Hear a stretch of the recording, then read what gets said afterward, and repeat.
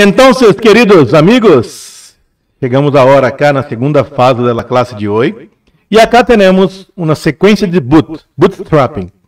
Por exemplo, trabalhamos com tarjeta de iPhone, verdade? Então, acá temos a sequência de inicialização de início de iPhones.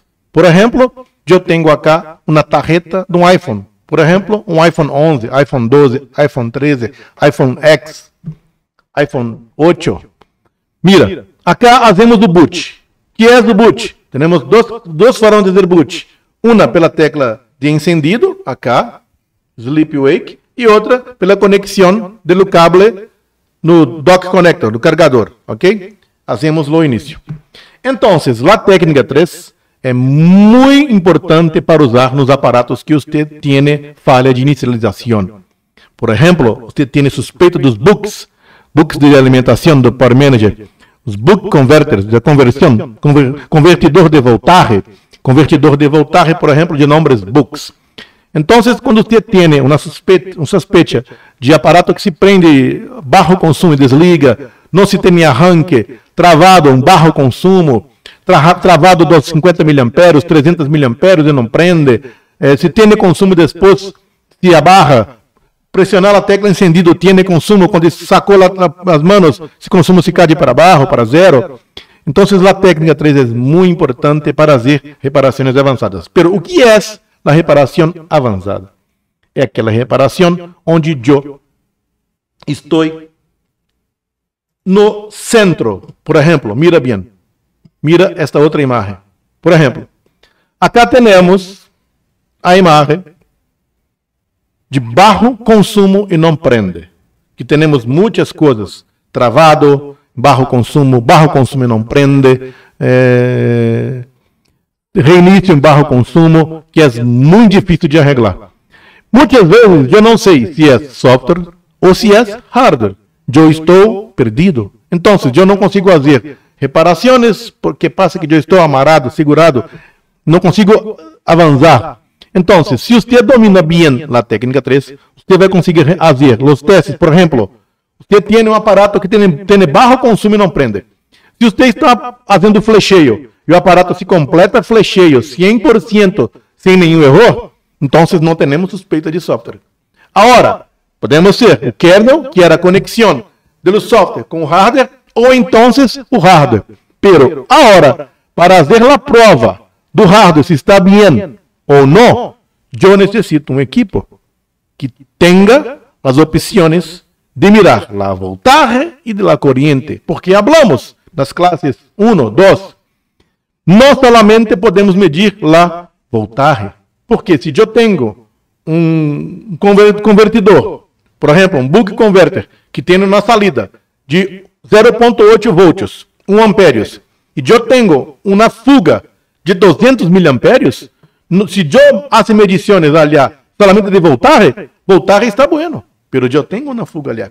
E se você sabe usar bem a técnica 3, você pode fazer as provas complexas, ter uma ideia da fuga da corrente. Então, para a localização de fugas de correntes, reparos avançados, é muito bueno a técnica 3. Que passa que podemos fazer os testes com muitas precisões nos convertidores de voltagens, os buck converters, por exemplo. É muito bueno para fazer a técnica 3. Então, volvemos acá. Agora acá, então, temos o início. Então, pressionamos acá a tecla de encendido. Ou, por exemplo, conectamos em USB, na conexão, na porta acá em carregador. É um início. Então, temos agora acá o início da bootstrapping do telefone. Então, o nome é bootstrapping. Então, acá eu tenho o boot room. O que é boot room? É a sequência de inicialização gravado dentro da CPU, na linguagem mais baixa da máquina, na ROM de inicialização, Read Only Memory. Então, acá dentro, temos um software de muito baixa linguagem, onde não podemos cambiar. Está dentro da CPU, dentro na alma da persona, a ROM de inicialização. Ok. Se eu tenho uma falha acá na ROM de inicialização, meu aparato fixa está em DFU Mode. Ou então, se eu tenho uma falha de alimentação dos buques de alimentação da CPU, da SD-RAM, que estão aqui nessa primeira fase, eu tenho que mirar os buques. Ok, não tenho falha, continua a analisação.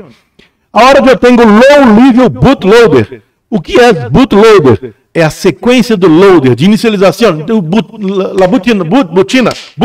está seguindo a energização. Se a energização está boa, eu tenho poder, a corrente, eu tenho oscilação, reloj, eu tenho todos os convertidores de corrente bem, convertidores de corrente book bem, os condensadores bem, indutores bem, eu tenho alimentação boa, o livre bootloader faz o início de alimentação. Se está tudo bueno, chega para cá. Se eu tenho falha cá, o aparato está somente em recovery mode. Ok, o aparato está bem. Agora, eu tenho a sessão de energização chamada iBoot. iBoot é um sistema de proteção que vai mirar tudo se está tudo original e deixar a energização andar. Se está tudo bem, kernel há conexão de software com o hardware. Se não está bem, o aparato está em recovery mode. Então, se eu tenho uma falha avançada do meu aparato, somente em DFU mode, somente em recovery mode, eu tenho que mirar essas partes aqui. Como vamos fazer? Temos que ter um equipo capaz de fazer a prova avançada das linhas, onde eu consigo mirar a voltagem e a corrente. Que aparato é?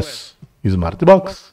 Então, se você tem Smartbox e domina bem a técnica 3, você pode fazer as provas avançadas das linhas de alimentação de corrente da CPU de SD-RAM e ter um sentido para fazer comparações avançadas. Então, agora, vamos fazer uma prática onde eu tenho um iPhone 11 aqui e vou fazer medições com a técnica 3 avançada, que agora podemos mirar a voltagem real das linhas e a corrente das linhas, que é muito bueno para fazer reparação avançada. Se você tem suspeita da CPU, então, se você vai ser reemplazo da CPU, primeira coisa é fazer, mirar as voltagens com a técnica 3. Podemos ter um dano num book, você vai fazer reemplazo da CPU. Por exemplo, eu tenho uma suspeita de Power Manager.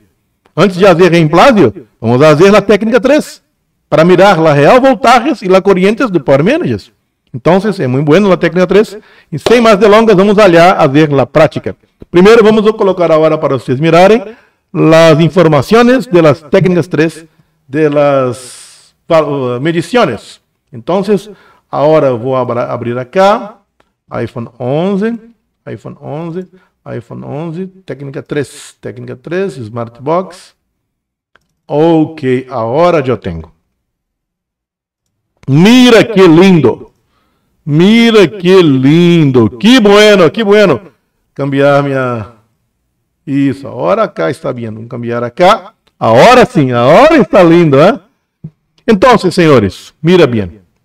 Eu necessito fazer a técnica 3, como falei antes, a placa tem que estar encendida, tem que ter um consumo. Não importa se prende, se não prende, se está travado, baixo consumo, não prende, pero tem que ter um sinal. Tem que ter um sinal quando você conecta cá RND. Então, acá é o pin que você vai estufar com tua fonte de poder, o RND. Conectar acá por 2 segundos a patita RND de tua fonte de poder. E acá eu tenho os pines das medições das linhas da técnica 3. Mira acá, eu tenho a técnica 3, seguidor de voltagem.